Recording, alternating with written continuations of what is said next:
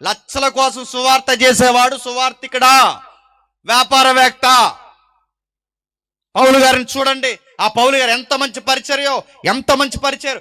పెడితే తింటాడు, పెట్టకపోతే లేదా సర్లే దేవునికి మహిమ కలుగును గాక అంటాడు. మనకి ముందే ఒక పెద్ద లిస్ట్ వస్తుంది. మనకి లిస్టు, డిష్ అంటారు దాన్ని. ఆ బాసేర్లేండి. ఆ డిష్ వస్తుంది. ఇదిగో సాయంత్రానికి 4 కీరదోసకాయలు, ఉదయానికి 4 ఇలాగా, సాయంత్రానికి ఇలాగా. అదే మీ ఏరియాలో ఫేమస్ ఏముంది ఇవన్నీ చెప్పకూడదు, కానీ ఎడుతారు నామే పడి. నేను అడుగుతున్నాను, ఇది తప్పు. వాళ్ళ గంజి ఉంటే గంజిలో నిమ్మకాయ పిండెత్తారు, తాగు. వాళ్ళకి కలిగిన మెతుకులు పెడతారు, తినో.